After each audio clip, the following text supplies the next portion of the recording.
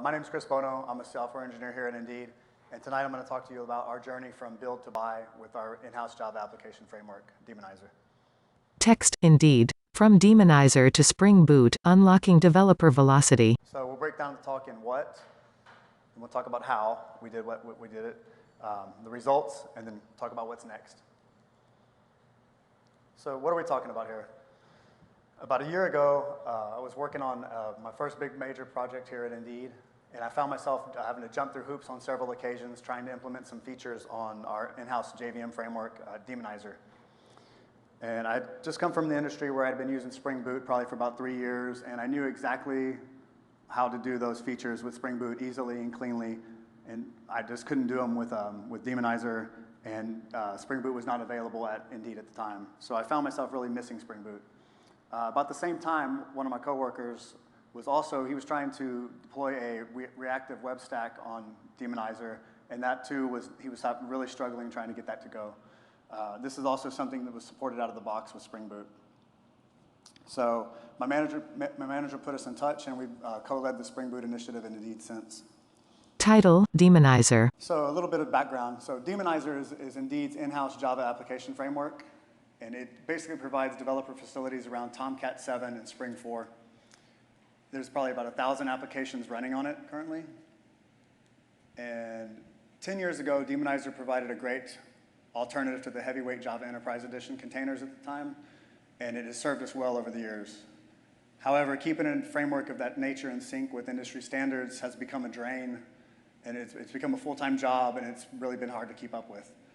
So it's become a drag on developer velocity and innovation. So we wanted to consider replacing it with Spring Boot. Text, benefits of Spring Boot at Indeed. And so if you're not familiar with Spring Boot, so Spring Boot is an open source Java application framework, and it makes running production grade Spring-based applications really simple. And it does this by being opinionated around the Spring platform and its third-party libraries. And it basically does a lot of configuring for you, so you don't have to do a ton of Spring configuration. You can get up to speed running really quickly with the Spring Boot. One of the key benefits of it is its flexible web server stack. So you can actually swap out, you can run either reactive or a servlet-based workload. You can also switch out your backing web server from Jetty, Tomcat, Undertow, or Netty. And while we currently don't use reactive a lot at Indeed, if you keep an eye on what's going on with the industry with it, it's definitely, I think it's not if, but it's when we'll want to use it, and this also sets us up nicely for that. The other big benefit is the huge tech ecosystem. If I have a problem with Daemonizer, I can pretty much stuck with internal resources to try to figure out what's going on. With Spring Boot, it's ubiquitous. I can use the internet, right? And there's a huge tech ecosystem that it unlocks. So at this point, we're really at a fork in the road. Like, do we go on with Daemonizer and fix it up for this particular use case and then do that again the next time we run into it? Or should we go with Spring Boot? And so we decided to go ahead and try our luck at Spring Boot. So that's the what. That's what I'm going to talk about. And the how we did it. One of the main concerns we had is the size of the problem. There's 1,000 applications running on it. There's also the constraint of limited resources. So this was pretty much a bottom-up movement. So it wasn't a mandate where we got a team to go out and replace everything at Indeed. It was really me and my coworker and a handful of other people that wanted to try to replace it. Title, approach. So the first thing that we wanted to do was do an incremental approach. It was clear that we weren't going to be able to boil the ocean. So we went ahead and we chose an 80% MVP, just a minimal viable product, in order to get it in the hands of to the engineers quickly. We didn't want to target existing applications. We wanted to only handle brand new applications that weren't business critical. So that gave us an easy entry path, and we wanted to get something quickly and show the value. Yeah. Okay, the second thing that we did that was key to the success was to be transparent to SRE and DevOps. At Indeed, SRE and DevOps play a really critical role. And so if it makes me think of that saying, if mama ain't happy, nobody's happy. That's like when I hear SRE, that's the first thing that comes to my mind.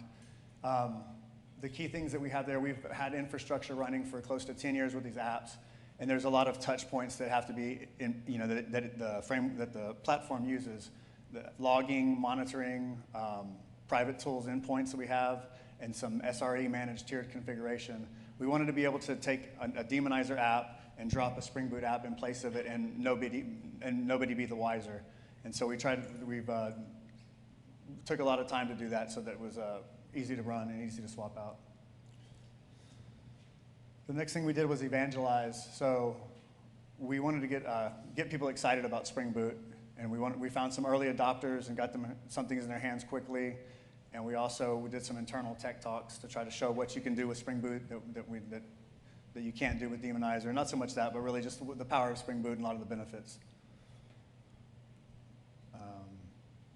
Provide excellent support. So we wanted also to make sure that when somebody tried Spring Boot for the first time, that it wasn't in a state. We wanted to have the 80%, but we didn't want it to be in a state where somebody tries it and they were battling something related to our infrastructure and they had a bad taste in their mouth from trying it the first time. So we made sure that we were watching the Slack channel pretty much 24/7, and if people ran into issues, we'd really jump through hoops to try to get them squared away.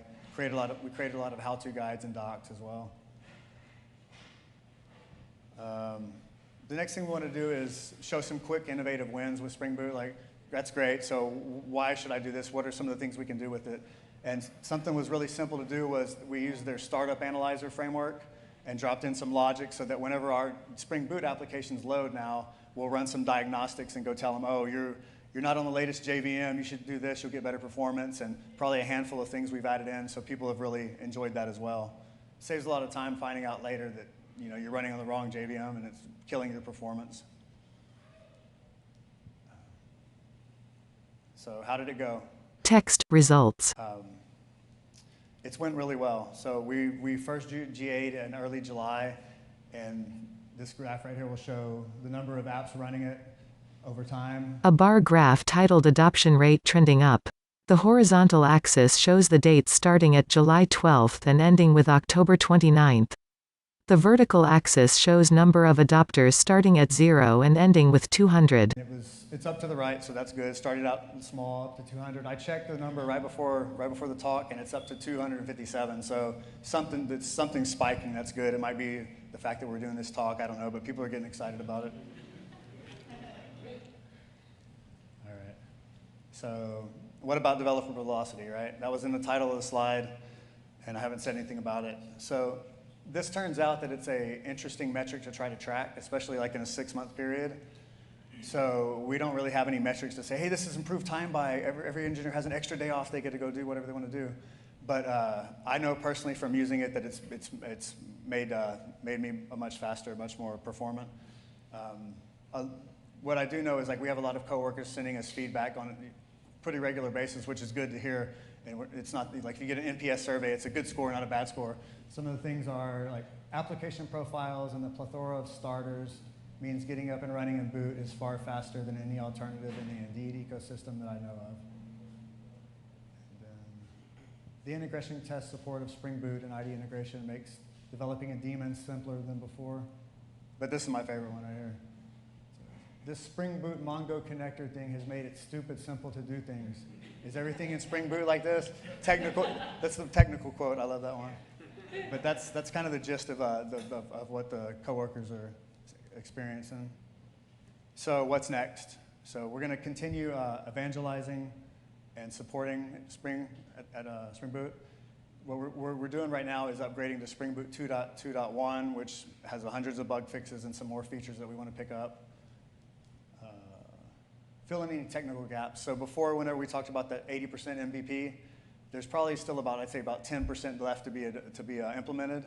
One of the major things right now is we're working on a template for a web app that has a React front end in it. That's with the React front end being driven by our Indeed front end community with server side and client side rendering.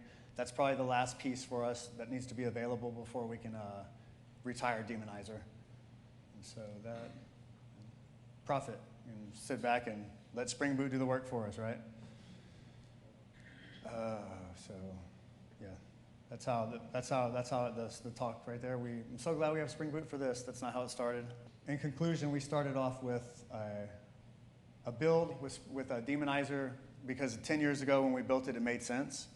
And then now we're switching to a buy with Spring Boot because 10 years later, that's what makes sense. So I guess the moral of the story is things change, and it's never a bad thing to reevaluate the decision of build versus buy. Yeah. Thanks. All right, round of applause for Chris Bono.